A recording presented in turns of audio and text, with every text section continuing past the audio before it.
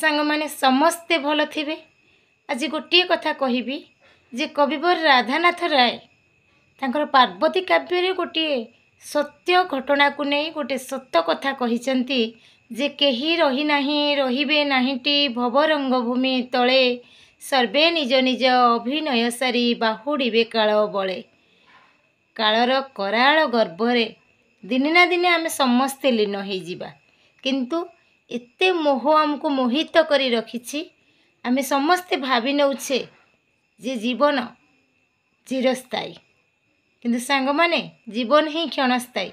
मृत्यु केतेबेले काहाकू केउ समय रे आसिकी ता गर्भरे लीन करिदेब, ता करायत करिनेब केही भी आमे जानती नाही।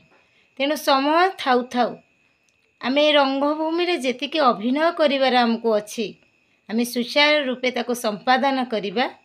तेणु कर्म को प्राधान्य देबा। धर्म हेउछि आम जीवनर सर्वश्रेष्ठ संपद बोली आमे भाबी नेबा एवं मिछ को आम ठारू दूरे रखिबा। सत आ धर्म न्याय विचार करी जीवन रे आगो को बढ़िबा पई समस्ते चेष्टा करिबा, कारण आमे समस्ते जानती आमको जीवार अछि। एठी केही भी चिरस्थायी नुहंती, एठी समस्ते क्षणक भितरे कौन केतेबेले कौन हेई जीव ताहा आमे जानती नाही एवं परवर्ती समय रे आमे गोटे अवशोष भितर जेमती न रहिबा जे आम जीवन रे आमे जहा चाहुतिले ताहा पाइले नाही बा जहा करिबा को चाहुतिले ता एतिकी अवधि भितर आमे समाप्ति करि परले नाही।